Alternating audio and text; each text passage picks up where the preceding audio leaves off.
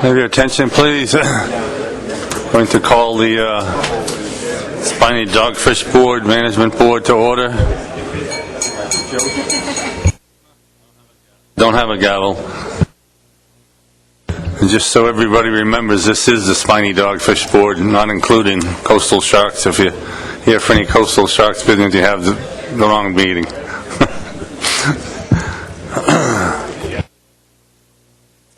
My name is Mark Gibson from Rhode Island. I'm the chair of the Spiny Dogfish Board. We're 1 hour behind for an agenda that's scheduled to be just about 1 hour. I don't know how wise that is to start 5 o'clock for that, but nevertheless, we'll give it a go. First item on the agenda is the agenda itself. I have a couple of adjustments we need to make. First, in terms of item 4, the reporters will be Marin for the first two, and then Dave Borden for the Rhode Island proposal.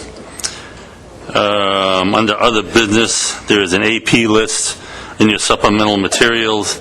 We'd like to know of any changes that need to be made to that. We'll address that to Tony when it comes. No, not Tony. You're the vice chair. Contact. Okay. Anyone else wishing to make changes to the agenda or have suggestions for the agenda?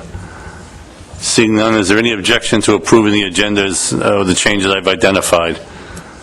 Seeing none, the agenda stands approved as adjusted. There are no proceedings to approve. That will be with the Coastal Sharks Board to do. Public comment. Is there anyone wishing to comment to this board on items that are not on the agenda but pertaining to dogfish? Thank you. And we'll move right into item number 4, Spiny Dogfish possession limits. Marin. Thank you, Mr. Chair. Jim Armstrong couldn't make it to the meeting, so I'll be giving the presentation in his place. The Mid-Atlantic Council had a Spiny Dogfish Industry Advisory Committee that met. And just to provide a little background, the regional administrator, when the two councils don't agree on the trip limit, may pick any trip limit that has not been rejected by both councils. And so the Mid-Atlantic Council and the New England Council, if you recall, recommended different trip limits to NOAA fisheries. The Mid-Atlantic Council recommended 4,000 pounds, and the New England Council recommended no trip limit. And so, like I said, since neither trip limit was rejected by either council, the regional administrator could pick any trip limit. So it was actually, it published in the Federal Register today, and NOAA Fishery proposed eliminating the trip limit, and the public comment period is open until June 12th. So I just wanted to run through some reports that happened before this published, just for your reference. As I said, the Mid-Atlantic Council Industry Advisory Committee met. They held a public meeting on April 8th, 2014, and it was held to gather industry input on likely operational and price impacts of the trip limit options. There were 37 participants and 17 contributors. I'm just going to go over a couple general themes. You also have the full report in your materials. 15 of 17 comments were opposed to eliminating these trip limits, and 2 were in support. A majority supported maintaining the current trip limit, which is 4,000 pounds, or a modest increase, so about to 5,000 or 6,000 pounds. And there were a few comments which supported state and vessel-specific flexibility in the trip limits. The reason that the 2 commenters opposed no trip limits, or the reason that the 15 of 17, commenters opposed no trip limits is because current market conditions for dogfish are 32% below the 2008 to 2012 average. So it's 15 cents per pound versus 22 cents per pound. And industry members felt that unlimited possession would overwhelm the market and drive the price down further. And there was a common theme during the discussions that there's a need for further development of the market domestically. And so, as I mentioned, 2 members supported eliminating the trip limits. 1 participant expressed concern with the large amount of discards due to the trip limits, and another participant felt that the Commission could better respond to the changing market if the federal trip limits were eliminated. So that is my brief report, and I can take any questions. Thank you. Thank you. And any questions? Yes, Rob and Terry. Thank you, Mr. Chairman. And thank you, Marin. And I guess what I would ask is, did you just indicate that was the final rule? Proposed rule, correct? The proposed rule, yes, that's correct. So it's my understanding that the April 8th conference, as well as what the ASMFC will bring forward would all be considered by NOAA as part of getting ready for the final rule. Is that how that works? Yes, that is my understanding. Okay. And then, Mr. Chairman, if I may comment a little more, I participated in that call on April 8th, and it was a little surprising at first because, the expectation was there would be more information, more support to do away with the trip limit. And the first caller actually suggested that if the trip limit were done away with, they would force markets to appear, which sounded pretty unusual. So I guess right now everyone pretty much understands the situation with the European Union and the fact that the quota is going to be very large, 49+ million is where we are now, and the expected landings are probably going to be under 30. So that's a really good reason, at least from Virginia's viewpoint, to maintain some semblance of a trip limit. I know that on the call that the representative of the processors, the three processors, would indicate maybe 5,000 pounds might be a place that it should be raised from the 4,000 that the federal waters are right now and a few of the states.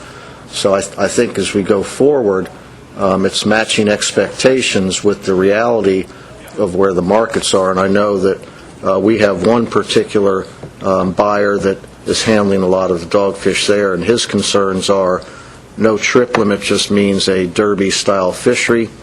It's become mostly a small boat fishery, and the idea that that would change is also something that could glut the market pretty fast if you go to the larger vessels. So just a few comments, and thank you, Marin. Terry, let me go to Mike first, because there was a few questions about where the federal rulemaking's at. Thank you. Thanks, Mr. Chairman. I just wanted to, clarify one thing that Marin said.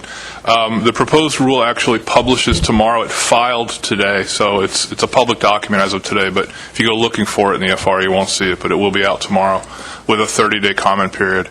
I also just wanted to explain that we are proposing the New England Council's recommendation of no trip limit or unlimited possession, but I wanted to clarify that we're not leaning that way. We were just trying to maximize the comments that we would get and encourage people to comment on something either unlimited, 4,000, or something in between. And this, by proposing unlimited, it sort of maximizes our opportunities to do something in the final rule. And we scheduled the publication of the rule so that this board could have the maximum opportunity to provide comments, because we will certainly give the opinion and recommendations of this board a lot of will have a lot of import in our final decision. Thank you. Terry, and then Bill. Yeah, thank you, Mr. Chair. First, a comment to Mike. I suspect your strategy will work. But secondly, a question for Marin. I noticed in the roster of folks that participated on the webinar, there was someone from the organic fertilizer industry. Can you provide any more insight as to what the organic fertilizer industry might be? I can provide a little insight, but not too much. This would be a better question for Jim. From my understanding, they are trying to develop a domestic market for dogfish as fertilizer. And so I think that's why he was on the call. Based out of where, do you know? I don't know.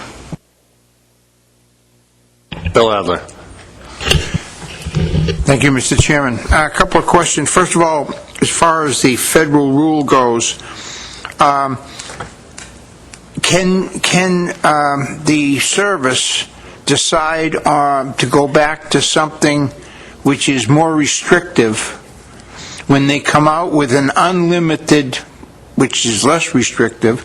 Can they propose less restrictive and then end up changing their mind and going to the 4,000, which is more restrictive, after listening to the comments? That was one question. Secondly, the discard.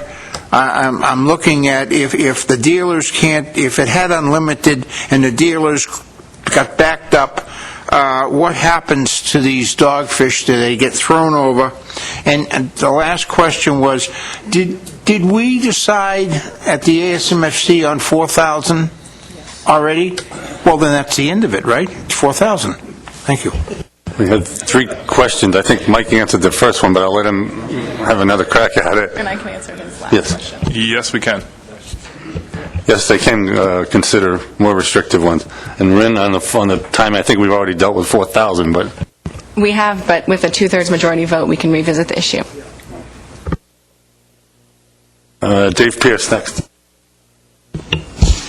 Yeah, regarding the comment on the webinar, I note that there was one individual representing processors who spoke to the issue of limits.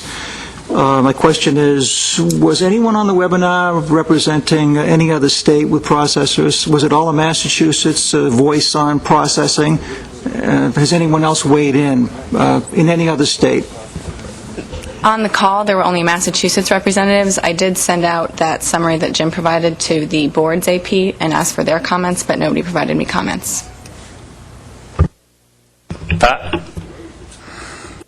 Thank you, Mr. Chairman. I just wanted to clarify, Mayor did say it would take a supermajority, 2/3 vote for us to go from 4 to 5.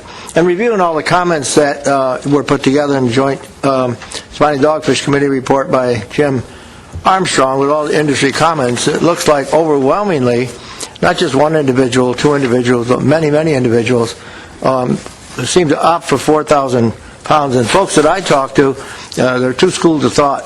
If you can land them with a vessel that's 80 or 90 feet, you can sell them. And I asked the question, well, if you can't sell them, what do you do with them? Well, we're going to dump them.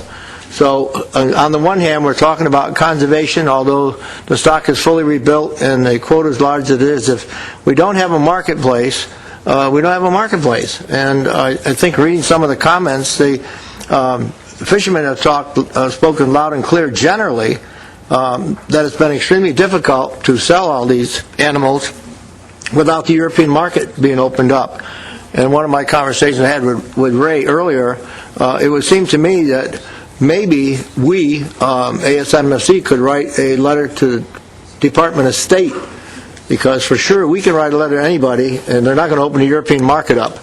But to see if we can't somehow get on the same page where that marketplace opens up again. I understand the Canadian market is now literally taken over the European needs. And so here we are hung out to dry. And I'm not sure about the health issue. I do understand that at least to my recollection, the PCB level of our animals is slightly higher than that of the Canadian fish. So I think we've got a couple of major things to cope with.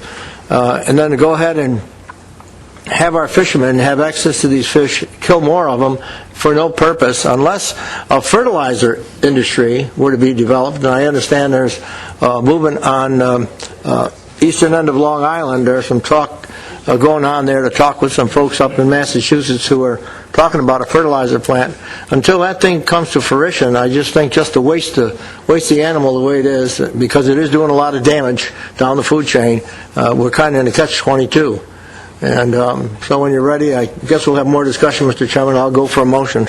Well, I think we're getting a little too far ahead of ourselves in the merits of a particular possession limit and the voting requirements. We have a technical committee report on that, and we also have a report from Mud Island. So I think we ought to get to those 2 before we get into the debate about the possession limit, what it ought to be. John? Thank you, Mr. Chair. Just to clarify, didn't we, in state waters, we didn't put any trip limit on, so we're just talking about federal waters having a limit now? In the northern region, that they follow the federal waters, but in the southern, it's state specific. Okay. Doug? Thank you, Mr. Chair. At our New England Council meeting, probably one of the things that began to spark the debate here was a comment that was made by one of our council members, who's also the current manager of our co-op. And what he indicated was that right now there occasionally was demand for for Spiny Dogfish, he could have sold some, but their fishermen said that at 4,000 pounds during the winter and 12 to 13 cents a pound, it didn't make the trip economically viable. And so he was requesting that we up the trip limit to 6,000 or 7,000 pounds, because at that point, at a 12 to 13 cent 12 to 13 cents a pound, it would make the trip worthwhile for fishermen to go out there. So he said, yes, the market's very weak, but occasionally we get some demand for it, and our fishermen aren't able to make a go of it. So when we get to the point, I think it's time that I would like to reconsider the motion. But I agree with you, we need to hear from the TC and from the state of Rhode Island. Thanks. Let's go to the technical committee report then. Thank you, Mr. Chair. This is very brief. If you'll recall, the TC previously has not felt that there is any scientific justification for a trip limit and that they're purely a management decision, and so they just held a call on April 17th to revisit the issue. 9 TC members participated, and the TC maintains that there is no scientific justification for a large or small trip limit. They did note that a 4,000-pound trip limit allows accurate monitoring, and so recommends maintaining a status quo or a modest increase. And that's my TC report. Thank you. Thanks. Any questions on that report? Seeing none. Now, Dave, the Rhode Island proposal is, when I gleaned, there are two. There's expressed support in there for a modest increase in the possession limit, but there's also a request for guidance on an alternative management strategy. So, trying to keep those two things separated. Do you want to make a comment about the possession limit adjustment before we go into the more complicated aggregate program proposal and guidance on that? Yeah, thank you, Mr. Chairman. I think it's important to actually keep there are 3 issues that are embedded in the memo. One talks about the possession limit, whether or not you raise it. The second one relates to the issue of the federal regulations and whether or not you actually need those. And then the third part, as Mark just said, relates to the issue of conservation equivalency. I mean, the reason that we asked for this to be on the agenda is kind of laid out in detail in the memo that we submitted. And I'm not going to repeat everything that's in the memo, but I think there are a couple of issues that I think everyone should focus on. If you're a fisherman in a small port with, say, 2 or 3 fishermen, and you want to go dog fishing, it's virtually impossible to find someone to truck your product to market. And the reason for that is 4,000 pounds or 8,000 pounds at 10 cents or 12 cents a pound just doesn't warrant dedicating a truck to moving dogfish from Montauk or ports in Rhode Island or New Hampshire to the processing facility. So it's a scale issue. If you fish out of a port with, say, 10 or even 20 fishermen all landing 4,000, you can aggregate all those dogfish into one tractor-trailer truck and ship 40,000 pounds to the market. So one of the provisions in the plan is that specifically speaks to this is the requirement that we want to promote equity among all our constituents. And I think what Rhode Island would argue is that the smaller ports with relatively few individuals are being prohibited from participating in the fishery. The other issue is the discards. Discards are kind of poorly understood, but if you talk to people in the commercial industry, what you're going to find is that they're probably grossly underestimated. The discards, if you just take the discard number out of the plan, it's basically 72% of last year's landings, which is extraordinarily high. We've got a provision in the plan that requires us to reduce discards. And I don't think that's taking place. It's essentially our conclusion that what you need to do is to increase the trip limit, and I think that most of the fishermen in Rhode Island don't want radical changes in the trip limit in terms of much higher trip limits. They'd prefer to kind of ratchet it up and let the market respond accordingly. We had originally started talking to our fishermen about 8,000 to 10,000 pound trip limits, and the advice that we got was you'd probably be better off for 2014 to notch it up 1,000 pounds, and then maybe for 2015 notch it up another 1,000 pounds. That type of approach.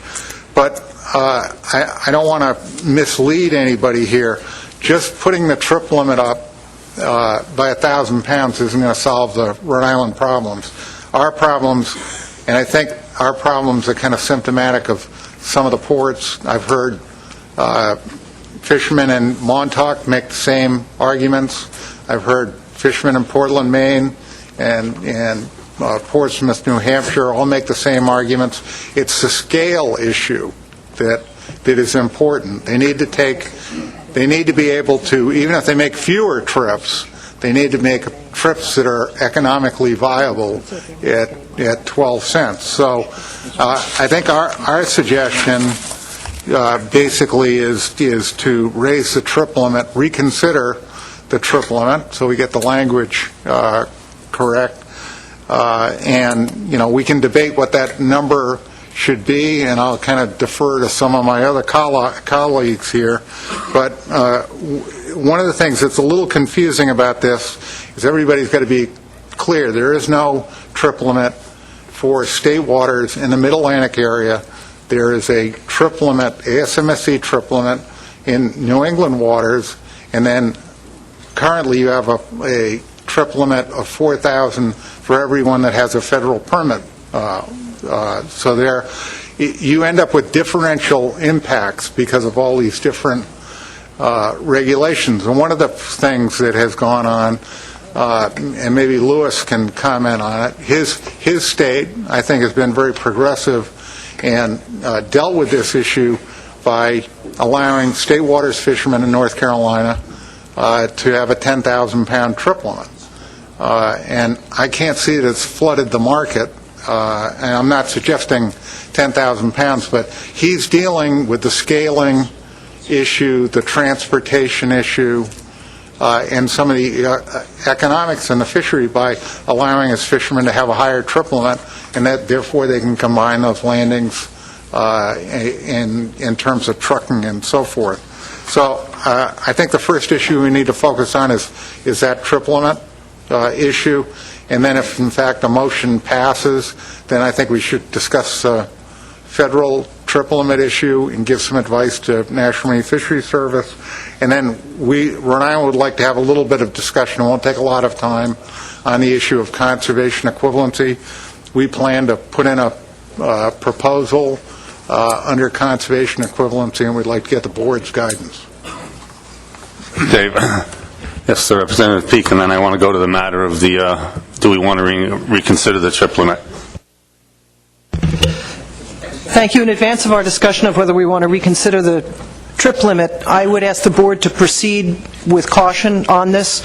We had a lengthy discussion and debate. We heard from people in the industry. We heard from fishermen.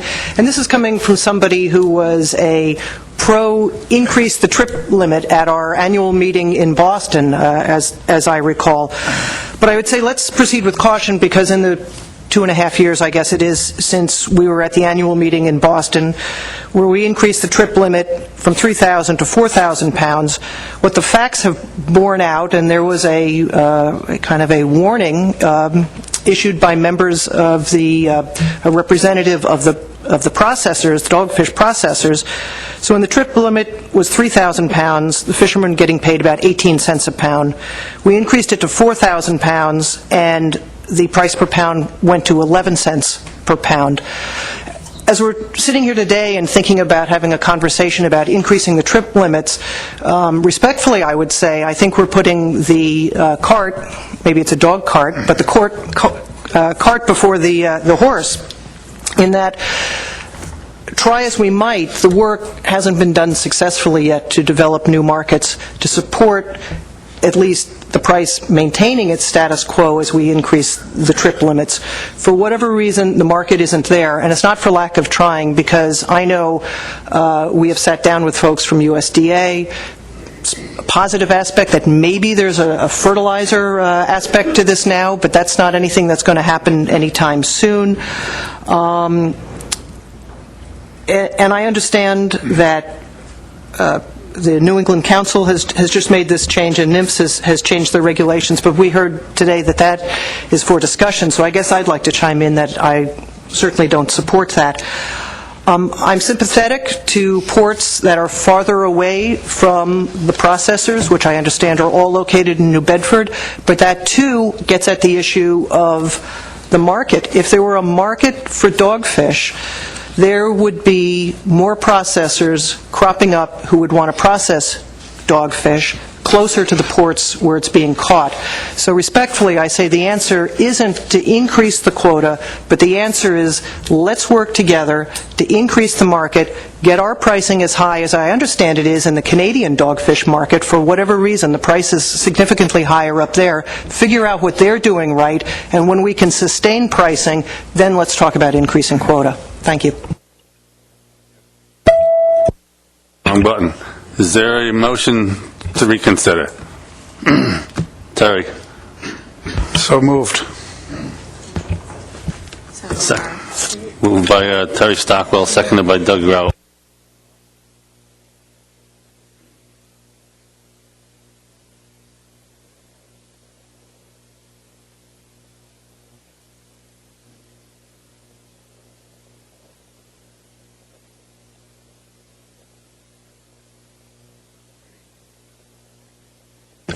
Bob.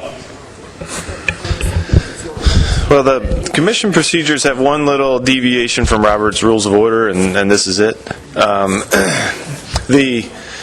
The way the commission modified its charter, it says that in order to amend or reconsider a previous final action, and setting a trip limit as a final action, requires a 2/3 vote. So if a motion is made to reconsider the trip limit, you don't need two separate motions. Reconsideration is within the same meeting, so this is reconsideration is within the same meeting. To amend or rescind is within a subsequent meeting. So we're at a subsequent meeting, so you can do it all in one motion, where you have a motion to amend the trip limit to be whatever it is, and then you just need a 2/3 vote on that. And while I have the mic, if the board wants to go that route, there's 15 voting members on this board. Georgia has removed themselves from the board, so it would be 10 votes in favor of any motion to reconsider in order for it to pass.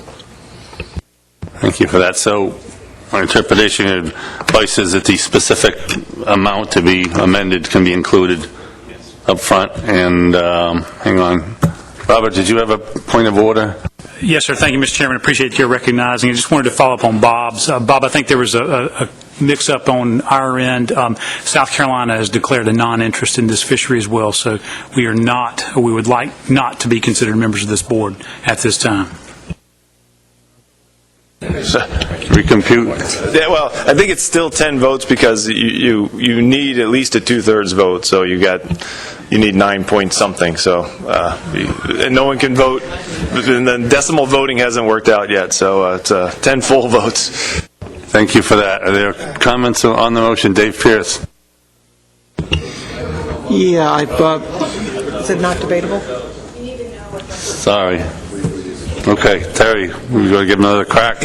Sure. Thank you, Mr. Chair. I would make a motion to reconsider the 4,000 pound limit with 7,000 pounds. If I get a second, I'll provide my rationale. Seconded by Tony, Doug Grout. help me wordsmith here at 5:30. Okay, move to amend the trip limit to 7,000.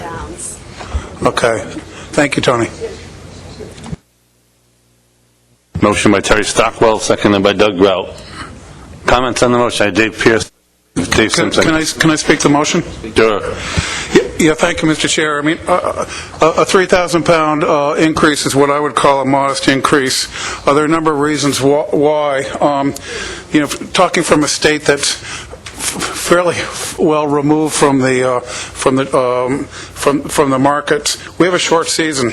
The distance is such that, as Doug said, a higher volume of fish is necessary to make it economically viable for folks.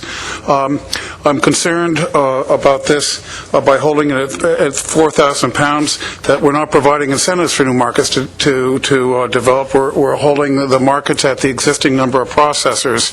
I don't feel it's our business to manage the markets, but manage the resource. Apart from that, there are several issues. I believe that Dogfish are strongly impacting the ability of us through both council processes to have success in our rebuilding plans, particularly as we transition into ecosystem-based management. And the most recent reason I support this is understanding that there's about to be a publication from a university that's saying there's an extremely high level of mercury in the dogs that may well impact the food market. We need to allow for, the question I asked from Marin was, what's this fertilizer market? We need to allow for the development of an alternative market so that our small boats can continue to make money. 7,000 pounds is not a lot of fish. I fished a 42-foot boat that could routinely haul 20,000 pounds, so I don't see for that amount of poundage many large boats investing to get into the fishery. I have in this order Dave Pierce, Dave Simpson, Louis Daniel, and Doug Rowe. I appreciate the maker of the motion's rationale, but the arguments he makes in favor, my colleague here has his hand up, I'm not sure why, but I know, he's applauding. I've heard all these arguments before regarding the reasons why we should increase the trip limits. If I had my way, I would increase the trip limit to 20,000 pounds. The abundance of the resources there, they are major keystone predators preying on cod and everything else. So I've been, for over a decade now, been pushing for a robust fishery, directed fishery on spiny dogfish. And finally, we've reached the point where we can have one because the quota is large. You would think, therefore, that fishermen will be out there pursuing those fish, and the dealers would be in a position to take them all and sell them all to their markets, but the markets are limited. We know that. They're overseas, trade barriers overseas. The processors are all in Massachusetts. Everyone trucks their dogfish to Massachusetts. So I'd listen to the Massachusetts processors' arguments as to what they can handle. They've expressed many concerns about the quality of dogfish coming into the plants, and that if the limit is too high, it will promote a real directed fishery on the dogs, by trawlers, for example, and the quality will definitely go down. The price will drop dramatically. My colleague, Representative Peake, made that point very clear.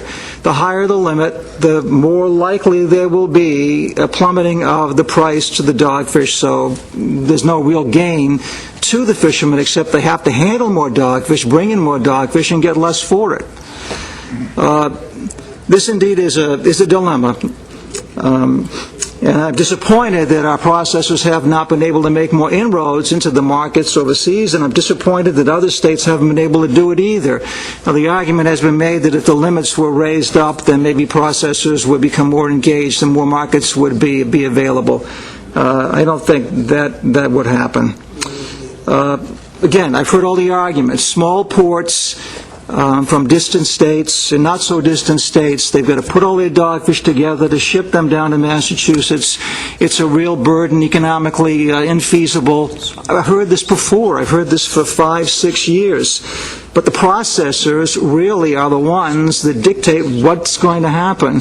If they say they can't handle a trip limit more than 4,000, with all the fishermen who are out there wanting to land dogfish, and many can and many do, then I'm guided by what the processors have to say, largely because I don't want to see the price drop down even more for the fishermen. Ideally, we'd have a higher limit and a higher price, and this fishery would really take off. But it hasn't happened. There's discarding of dogfish all the time, of course, because there is no market. They can't bring them in. They're everywhere. Discarding is a problem, always will be a problem, and there's no way to avoid it. And I suspect that the problem will become even greater down the road. Issues of equity, sure, we all want equity. David Borden made the point that he seeks equity. Sure, I'd love to have equity. I favor equity, but again, processors are not in a position to buy more dogs, and they've spoken out rather strongly in favor of not increasing the limit beyond 4,000. Also in our package of material that was made available to us, there's a letter from the Cape Cod, let me get it here, the Cape Cod Alliance, the Fishermen's Alliance, so please pay attention to that. These are the Dave, 9 people waiting on the list. The board has all those materials. Could you wrap up your comments so I can move on to the other 9 people? It's okay, Mr. Thank you for cutting me off. I guess I was going too long, but this is a Massachusetts-based fishery in terms of the processing capabilities. So I feel obliged to make these statements, and I have to make these statements because of Rhode Island's push for a change, one that is going to go beyond the increase in the limit, Mr. Chairman. So I'll stop there. This will get us no gain and will force states to make changes in their trip limits, will cause many fishermen to express their great concern that we've gone in a different direction now after making the decision to go with 4,000. So with that, I'm done. Thank you. Dave Simpson. Thanks. Could I ask Terry how he envisions this motion? We have the issue anyway, but it's 7,000 pounds. We have a proposed rule coming out tomorrow where NOAA may ultimately set something very different than 7,000 pounds. So say they set it at higher, much higher, do you envision states precluding those federal boats from landing more than 7,000 pounds, or would we just hold state waters vessels to 7,000 pounds? Conversely, if they set it lower at 4,000 pounds, how do you envision this motion would respond to that? Mr. Chair, ultimately the states through this process regulate the landings of the dogfish by the more restrictive rule. So whether you're a federal or a state waters boat, the individual states would then have, through our commission process, the ability to set the trip limit.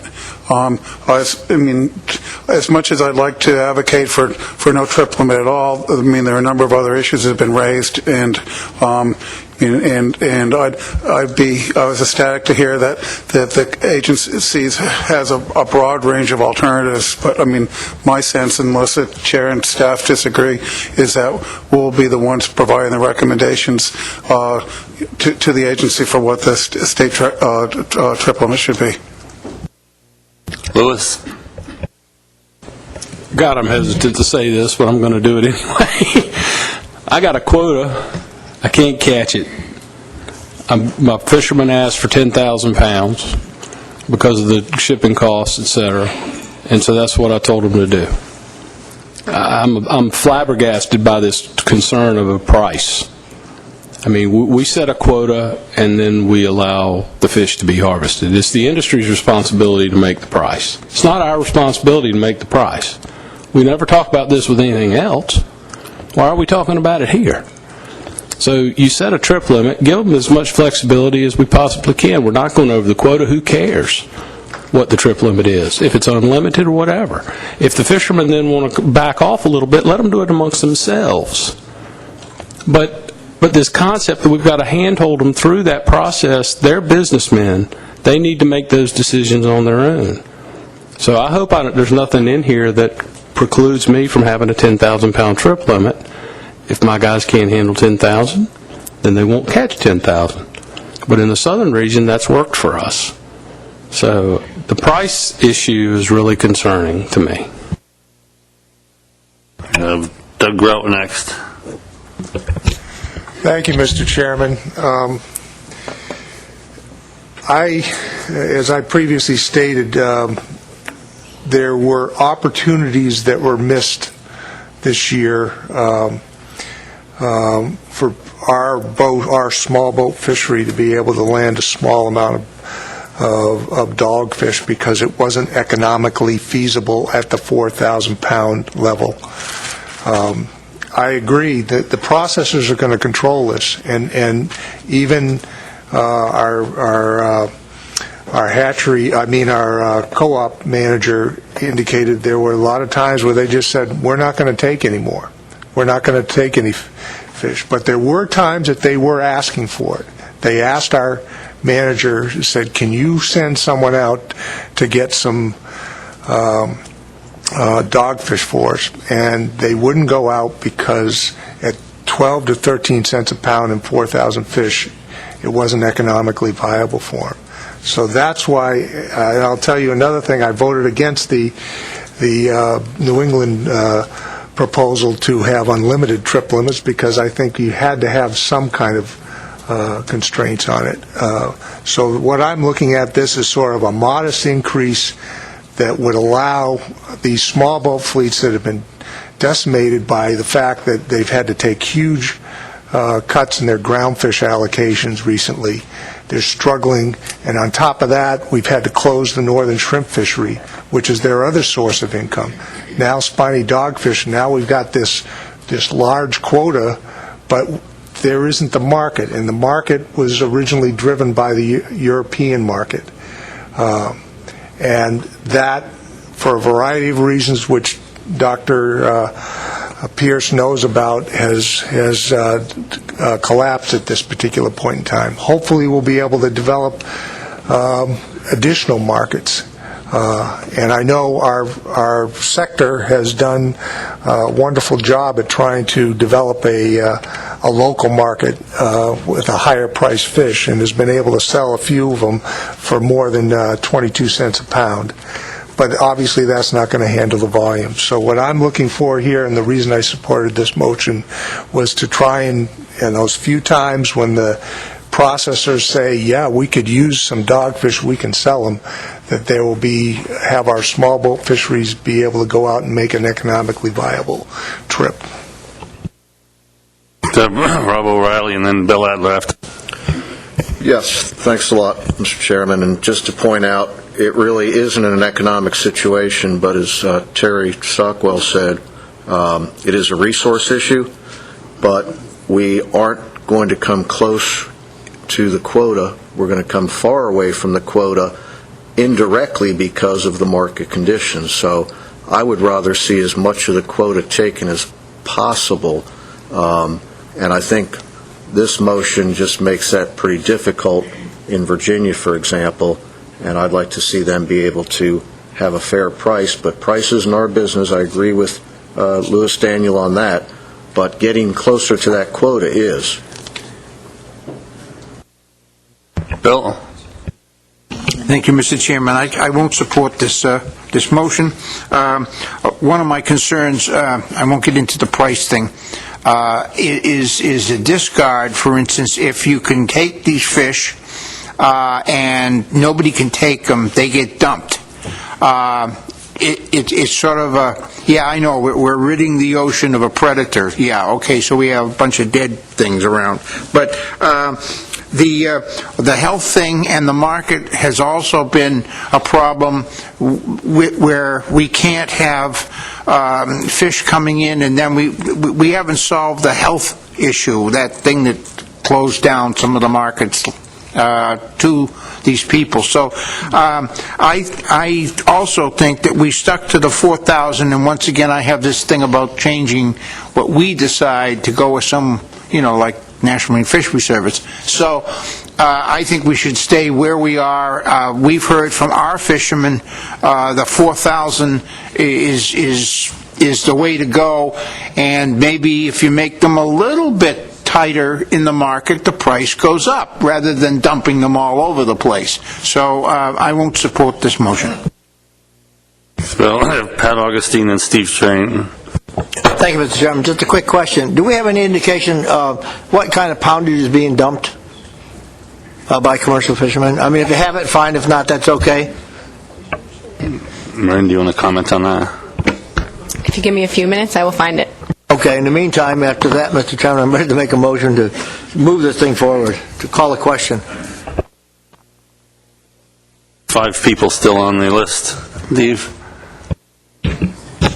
Thank you, Mr. Chairman. Most of what I want to say has been said already. I've got a couple of things I want to touch on. We've talked about ecosystem-based management many times here, and now we're talking about a single species, probably the cheapest species we harvest, that is a voracious predator on the money species we're trying to rebuild.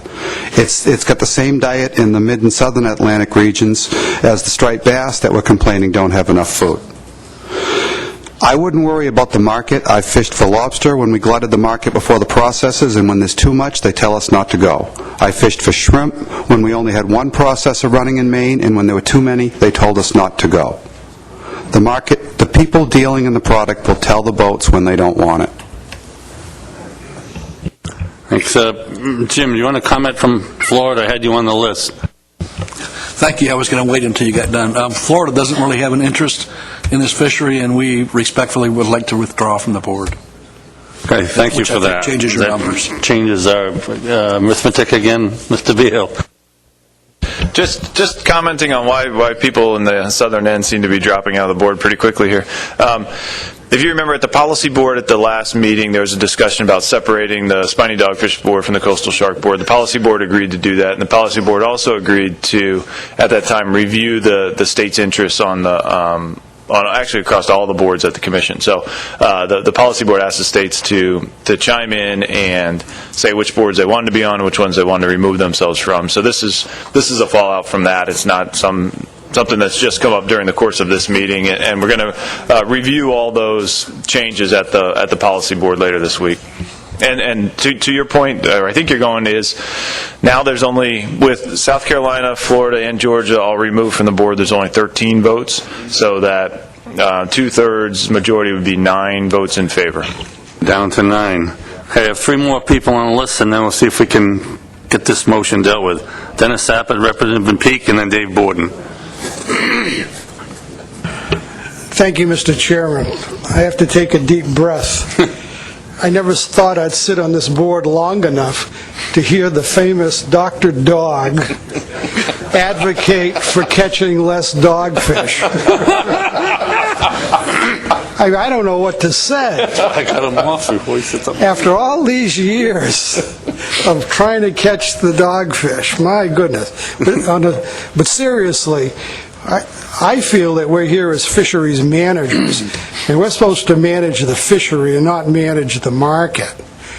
So I think that Dr. Daniels stated what I want to say quite well, and I think that there's a fairness issue here, and I also think that fishermen should end up ultimately deciding whether or not they want to go fishing. That's been said by a number of the board members, and that is the most important thing. We shouldn't be trying to artificially control the market, and essentially, apparently from the debate, to the advantage of the Commonwealth of Massachusetts. It's important that we manage dogfish. And I also think that the recreational sector would be very pleased to know that this Atlantic States Marine Fisheries Commission is allowing a larger catch of spiny dogfish. So I urge you to vote for this motion. Thank you. Representative Peek. Thank you. Just a comment that, if this passes, may turn into a motion after that, and that is, I heard and understood loud and clear Dr. Daniels' comments that he made, but I also heard him say that his fishermen asked him in his state with an allocation that is a state allocation for a certain amount. Maybe what we need here is more flexibility, because I'm hearing Rhode Island wants something, Maine wants something else, Virginia's concerned about their allocation, and yet from Virginia to Maine, we deal with a coastal allocation. Maybe it's time to start thinking about a state-by-state allocation. Dave Borden. Thank you, Mr. Chairman. The question was raised about what are the discards. The discards were 11 million pounds. The estimated catch this past year was 16 million pounds. Those are the actual numbers. I'd just like to point out, and this follows on what Louis said earlier, I can't think of another example in either the council process or the commission process where a fishery management agency makes a deliberate decision to not achieve OY. In other words, to support the price. And I'm not an attorney. I'm not even sure it's legal to make that type of determination. So I think that the key here is, at least those of us that have been advocating this change, is we envision a fundamental change in the way the market operates if this actually passes. And what will happen is that Dogfish will operate in a similar fashion the way the bait skate fishery operates. Right now, New Hampshire fisherman David Gaithel gets an order for bait skates. He goes out and he fishes for it. He doesn't bring 25,000 pounds of bait skates up to his dealer and expect his dealer to sell them. So it's a change in the way business is done. And that's what I think we need. That way, there's a lot of discussion about product quality. Maybe the dealers will start paying fishermen to bring high-quality dogfish to the dock. Thank you. Okay, I'm going to move this motion. I have a request for a roll call vote, and I'm assuming that there is opposition to it, so we will have to have that roll call vote. And we've identified the states that are still in, so you ready to call the roll? Oh, we needed some time to caucus. 30 seconds to caucus. You might need a little more than that. Okay, is the board ready?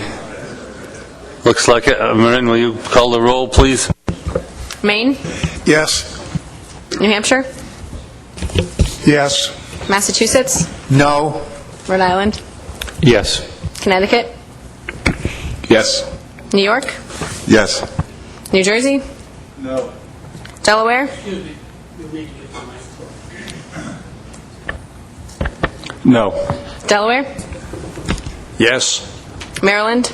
Yes. Virginia? No. North Carolina? Yes. Fish and Wildlife Service? Abstain. National Marine Fisheries Service? Abstain. That's it. What's the count? I couldn't write fast enough.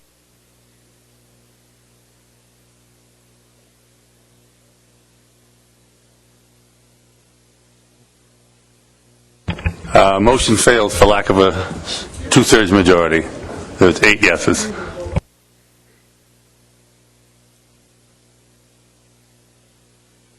Sure we got our arithmetic right? Yes. Okay, so that, where do you recommend we go next? We've got the piece of the Rhode Island issue relative to conservation equivalency. How about the federal rulemaking? Why don't we wrap that up? I would suggest that if we would like to write a letter to National Marine Fisheries Service with our recommendations, we could decide on that. Okay, what's the board's pleasure? Write a letter? Or not. Or not?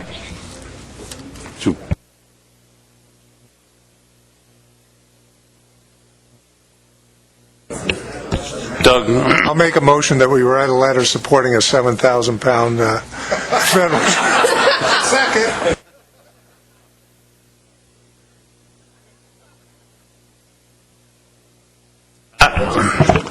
Thank you, Mr. Chairman. Write a letter to U.S. Fish and Wildlife and whoever else, and NOAA, telling them that we have voted to support 4,000-pound trip limit for the 2014-15 season, is it?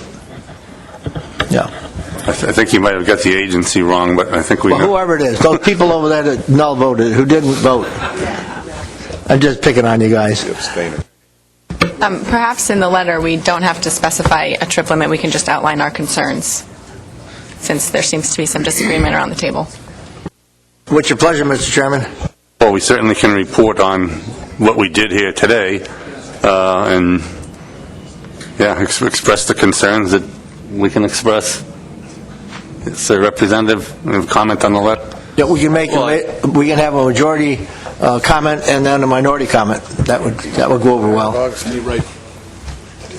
How about if Marin and I work on the letter? And you have to trust us on that one, I guess. I mean, we've heard the discussions, we know what the vote count was, and Dave Simpson? Yeah, they're sitting here, they heard it. I think that let it stand as that, and if an individual state wants to write a letter, then they should do that. Proceeding that way? Seeing none, we've resolved that issue. What's next? Rhode Island Conservation Equivalency. Dave, could you just refresh us on that and what guidance you're looking for? I'll make this very fast. There's a provision in the plan that allows the state to apply for conservation equivalency. The criteria in the plan are basically that the program that you formulate has to have the same conservation value as the mandatory measures that are in place, and it shall not contribute to overfishing. And that almost is the sole extent of the requirements in the current plan. I thought it would be useful for the board just to think about that. Rhode Island intends to submit a proposal under conservation equivalency. We think that we can meet both of those standards, and our landings will be less than 28,000 pounds per week. We envision using a weekly aggregate, and we intend to impose a number of other restrictions on the fishery that will ensure that there will be no overfishing, that the landings will be capped, that the program will terminate once we get to a certain amount of landings. And so our only suggestion here is if the board has any other suggestions or guidance that they'd like to give us before we submit that, we'd be glad to hear it. Thank you.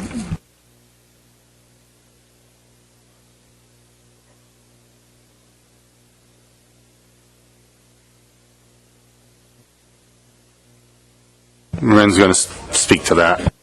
I guess my question is, what is the timeline that you're thinking of, just so we can let the board know? Well, I'm going to have to probably defer to the chairman, who has some impact on this, but I don't think it's going to take a long period of time to formulate that. We've had a lot of discussions internally with the industry, and I think it'll be just a matter of sitting down and writing a couple-page letter. So we could discuss this proposal at the August meeting? Dave Fisk. I certainly have no objection to, Rhode Island putting together a proposal regarding conservation equivalency. With David involved in the discussion, I'm sure it will be very creative and thorough. But I would suggest, as guidance to the state of Rhode Island, that they need to put this proposal together with the input from Massachusetts processors who buy the Rhode Island dogfish. Rhode Island is going to offer up an aggregate limit. Fine, I have no objection to that, but please involve the Massachusetts processors in that discussion so we will know what the buyers will buy into. If the buyers are in favor of that particular conservation equivalency strategy, then I wouldn't object to it, but that's my guidance. That's what I would suggest. Just don't exclude them. It's not just about Rhode Island fishermen. It's about who they sell to. Tony, do you have a comment? Just if the board is going to review the conservation equivalency plan in August, we need to make sure that the state sends it in with enough time for the TC, AP, LEC to review the plan so that they can give their comments to the board at that meeting. Yeah, that would be useful feedback for the agency, to if you could spell out that timeline for us with some suggested dates. Thanks. David, do you want to follow up on that? I was just going to say that we'll be happy to get the input from the Massachusetts processors. In our case, this will just start the process. In other words, after this meeting, we'll organize a meeting in state to kind of flesh out some of the details, and we're more than happy to have their input. Thank you.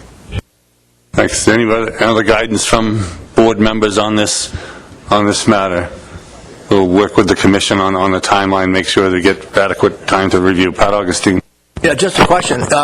If more than one state is allowed, what we're saying, we're allowing a vessel to bring in, they could bring in one trip at 28,000. You said no more than 28,000 in a week, or 27,000. Is it a one-time vessel could bring it in at one time, and that would be a week, or are we?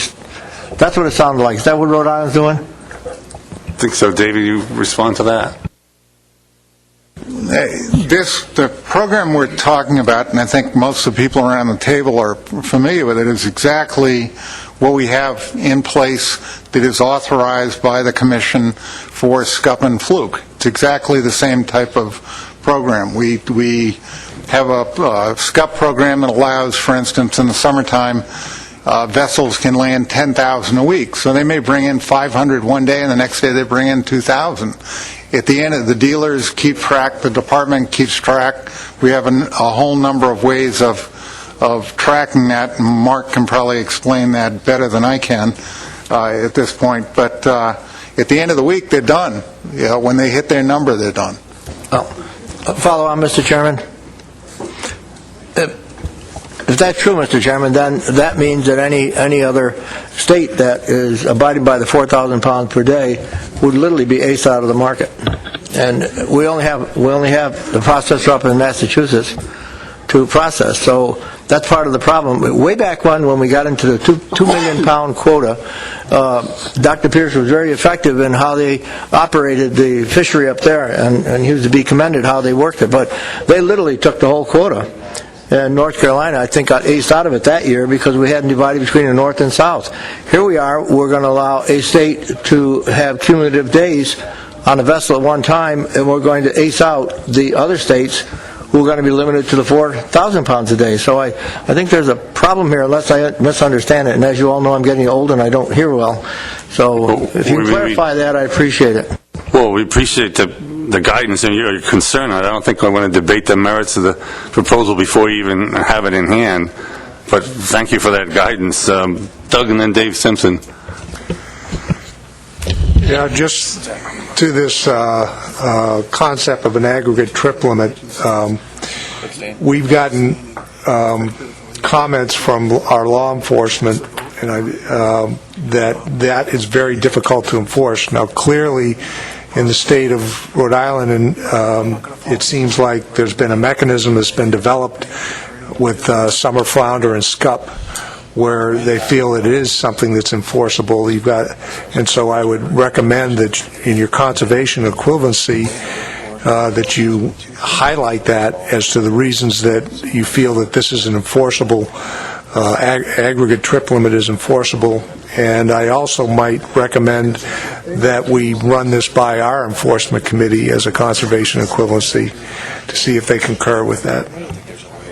Dave? Yeah, I just wanted to point out that there's a fundamental difference between SCUP in the summer, which is a state-by-state allocation, and a regionally shared quota. So we'll see the proposal, but I think it begs the question of whether one state gets an advantage over the ability to land fish before they close the quota, in theory, by changing the rules to weekly trip limits. Anything else for guidance or advice to Rhode Island before they put their proposal together? Seeing none, we'll move on to Amendment 3, Proposed Rule. No, I'm number 5. Federal and state management. Okay, sorry.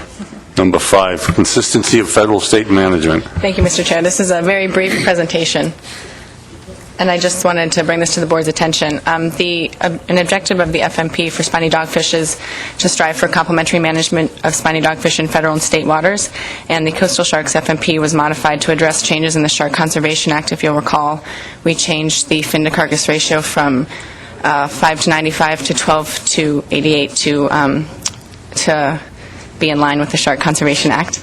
And so that is still, it's under development by NOAA Fisheries. but the Shark Conservation Act also addresses spiny dogfish, and it prohibits the removal of any fin of the shark, including the tail at sea. It prohibits the possession of any fin of the shark unless it is naturally attached, and it prohibits landing of any fin that is not attached to the shark carcass. And as I mentioned, this applies to all sharks, including spiny dogfish, except smooth dogfish. And currently, the Interstate Fishery Management Plan allows processing at sea of spiny dogfish with a maximum fin-to-carcass ratio of 5 to 95. Very little processing at sea occurs, if any. And Maine, New Jersey, Delaware, Virginia, South Carolina, Georgia, and Florida have already prohibited the processing of spiny dogfish at sea. So possible actions are take no action and leave it as is, initiate an addendum to maintain consistency between the spiny dogfish FMP and the federal FMP, or any other ideas that the board may come up with. Thank you. Are there any questions on it? Pat Augustine. Are you ready for a motion, Mr. Chairman? Just wanted to see if there were any questions for Maureen on the report. I didn't think there was any, so go ahead. Get us rolling. Thank you, Mr. Chairman. Would you put that back up, please?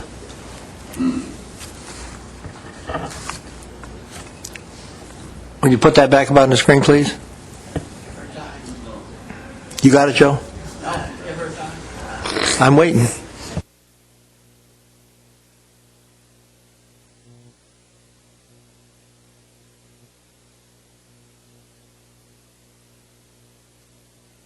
Thank you. So I move to initiate an addendum to maintain consistency between spiny dogfish, the spiny dogfish FMP, and the federal FMP.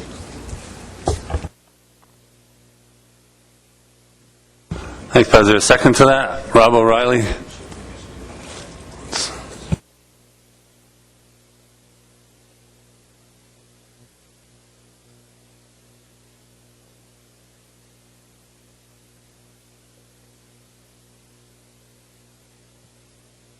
I think we know what the motion's going to be eventually. The discussion on the motion, Pat, do you want to speak to that as the maker? No?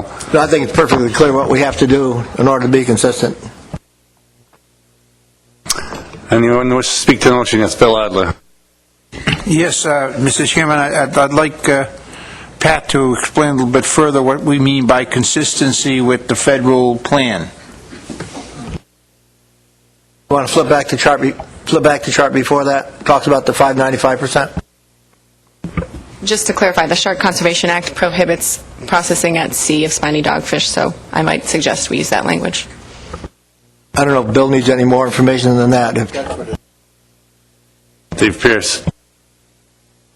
Yeah, this is about finning primarily, correct? I can't recall what the ASMFC rule is or the obligation is for all individual states, but I know that in Massachusetts, we took action on this long ago. We have a regulation that says it's unlawful for any fisherman to fin dogfish. Fins removed at sea must be retained, landed at the same time, and in the same location with carcasses, and not exceed a maximum of 5% fin to carcass ratio by weight. We put that in place largely because we don't like finning. Obviously, it's not the thing to do, and therefore, if you want to fin at sea, bring the carcass in. Obviously, they fin them when they get them back at the port in the processing plant because there's a value up for the fins. But anyway, so we've already done this, and if it's not already a compliance requirement of the board, I suspect that this addendum will eventually lead to a similar sort of requirement. Just to clarify, finning, removing the fin of the shark and discarding the carcass at sea is prohibited in all U.S. waters. This addresses removing this would prohibit any processing at sea, so removing the fin at sea, you have to keep the fin naturally attached. Just to clarify. Tom? Yeah, so we had a state law passed last year that prohibits finning, but spiny dogfish and smooth dogfish were exempted, and we got a letter from NIMS that granted that exemption in state waters. My concern is that if this rule was passed in federal waters, do our federal dealers then have to abide by the more conservative rule and then would no longer be allowed to, fin as Dave described in state waters? So I have some concern how this would how this would roll over to what we currently allow in state waters.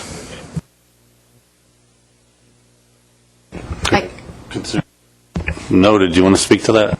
I would like to, yes. So from what I understand, when the Shark Conservation Act is implemented, it will, any federal permitted individual, although a federal dealer is on land, so, perfect. Anyone else on the motion to initiate the addendum? Rob O'Reilly seconded it. Yes. Seeing none, we'll take some little time to caucus. I'd like to leave you up, Mike. No. Do you have to abstain on this?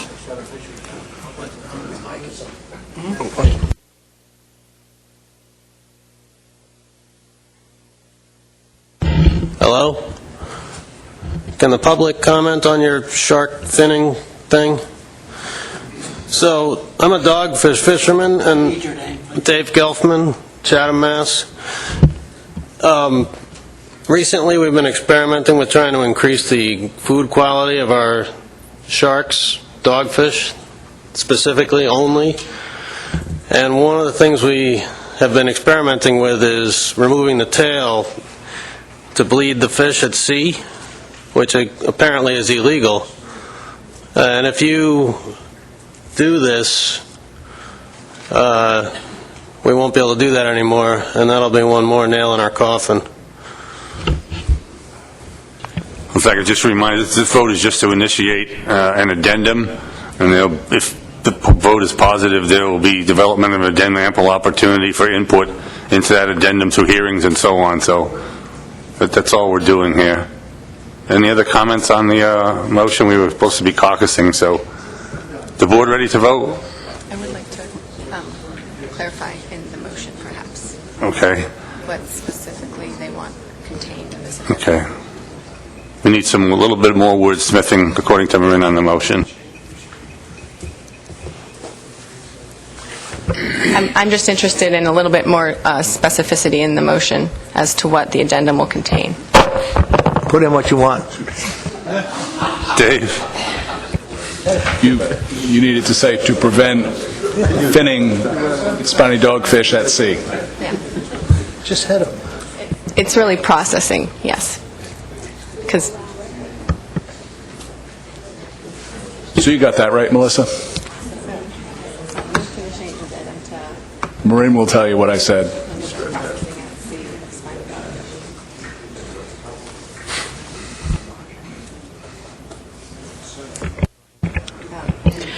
I believe that the board is trying to be consistent with the Shark Conservation Act, not the federal FMP. And the language that prohibits the processing of dogfish is in the Shark Conservation Act, I believe. yes, and so I will read it to you again. It prohibits the removal of any fin of the shark, including the tail, at sea. It prohibits possession of any fin of the shark unless it is naturally attached, and it prohibits landing of any fin that is not attached to the shark carcass. So can't we just say in the motion we're trying to be consistent with the Shark Conservation Act, elements of the Shark Conservation Act, instead of trying to write out the whole set of bullets here on the fly?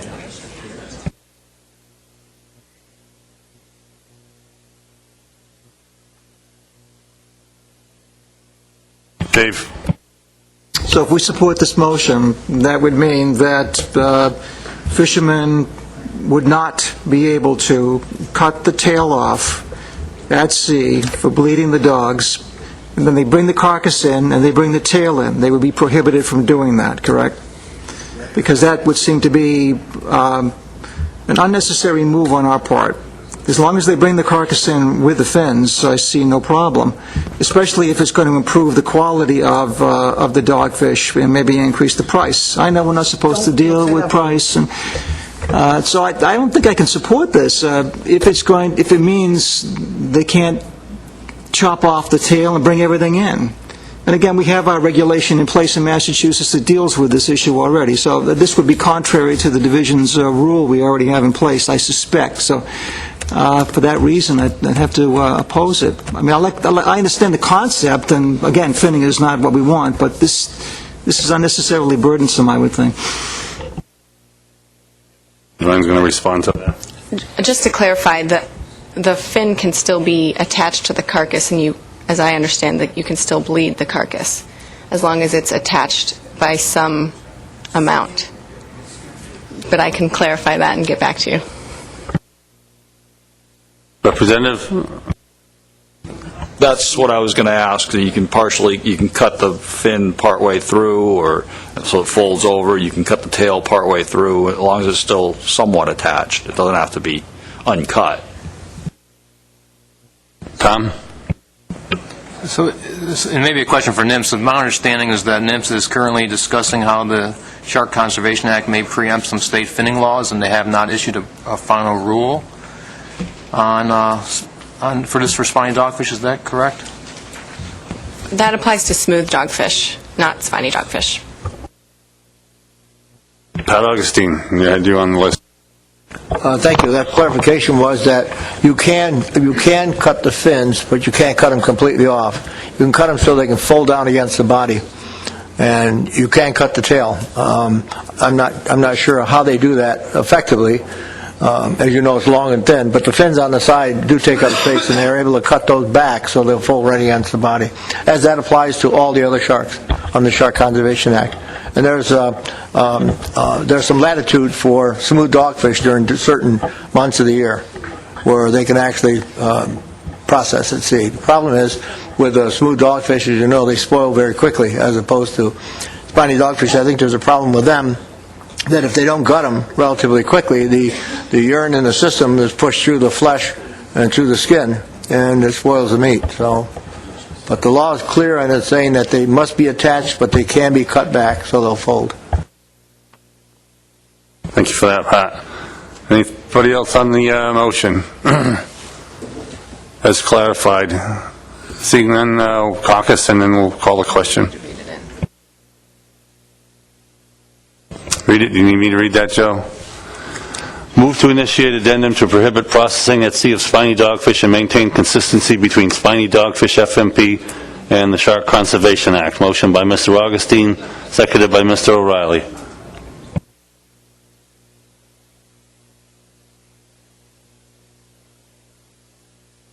Board ready to vote? All in favor, please raise your right hand. 7, 8, 9, 10, 11. Those opposed? One opposed. Any abstentions? Any no votes? Seeing none, the motion carries. Bob. Just quickly on the addendum, the annual work plan or action plan for this year does not have this addendum included, so I don't think there's a lot of heavy lifting as far as drafting with the PDT and tech committee work. So, I think the addendum can move on. We may get to the point, if the board approves this in August for public hearing, where we may need the states to conduct their own public hearings. We'll check where we are on the budget and report back to you in August, but just want to give you a heads up, states may have to do some of their own public hearings, if not all of them. Thanks, Bob. Okay, we're down to item 6. Amendment 3, proposed rule. This is also a very... Hour and 20 minutes behind. Very, very brief presentation. So the NOAA Fisheries came out with Amendment 3 for spiny dogfish, and I just wanted to run through it very quickly with you. There were 3 proposed changes. They were going to implement and it's just the proposed rule. They were going to implement a research set-aside of up to 3%, allow rollover of management measures from one year to the next, so they wouldn't have to revisit the management measures, and remove the seasonal allocation of the commercial quota. And just a little more detail on the seasonal allocation. In the past, this seasonal allocation in federal waters and the state shares in state waters have resulted in occasional inconsistencies. So the state waters are closed or the federal waters are closed, but not both. So the industry has been confused by where to fish. So this proposal by NOAA Fisheries is a good thing I guess that's up to you. But removing the season allocation fixes this issue, and so that's what's proposed. So again, possible actions: no action to submit a public comment letter, and that comment period closes May 27th, or any other ideas that the board may have. Thank you. Thanks, Sarita. Are there any questions on that agenda item? Seeing none, what's the board's pleasure on how to proceed? Doug Grout. I would like to recommend that the chair recommend to the policy board that we send a letter supporting these provisions. That's a good point. And do we already choose to send a This board already decided to send a letter somewhere, and we didn't recommend to the policy board to do it? They decided to send it out first. Oh, okay. That's a good point. That will the board will recommend to the policy board to send a comment letter? Very good. Oh, Dave Pierce. Only that we've been trying to have this done for about 5 years, 6 years, so applause will be appropriate once this happens. Any other comments on item 6, the Amendment 3 proposed rule? Seeing none, I'm down to the last item, or close to the last item, election of a vice chair. Tony. Thank you, Mr. Chairman. I'm going to ask if we can postpone the election of the vice chair. Adam Nowalski has been just reinstated as the proxy for the new New Jersey legislative commissioner, which I will not say his name because I am unclear how to pronounce it yet, and I do not want to butcher it. And Adam was our vice chair prior to before, and then he was no longer a commissioner because the legislative commissioner was not reelected. And it's unclear if Adam's interest is in the Coastal Shark Board or the Spiny Dogfish Board, so we want to get that from him before we make this decision. Okay, so we can revisit this in the summer meeting. Correct. Very good. Clears the decks on that one. The last thing I had was the advisory panel list. Maureen, how should we proceed on that? It was in the supplemental material. You're looking for feedback? Okay. Yes, I've gotten a little bit of feedback from some of the states so far, but if you could just look over the advisory panel membership from your state and let me know if there's anything that needs to be updated, that would be very helpful. Terry, on that or other business? No, to that point, thank you, Mr. Chair. Maureen, we're going to be submitting a name for consideration. Anything else on the advisory panels? Any other business come before the Spiny Dogfish Board? Yes, Dennis Abbott. Thank you, Mr. Chairman. I'd like to raise the question of the vote that we took regarding the 7,000 pounds. I'd like to question the ruling of the chair. The reason I do that is it would be my understanding that a two-thirds majority was required of those present and voting. And I don't consider abstaining to be a negative vote. I think that we had 11 votes, and the vote was 8-3. If we consider that we needed to pass it, we needed eight votes, and we were convened as a board with a majority, or with a quorum of 8, it would have made it difficult or impossible to pass the not reconsideration, but the requirement for the two-thirds. So I have a question of the ruling of the chair that we didn't prevail in the vote of 8-3.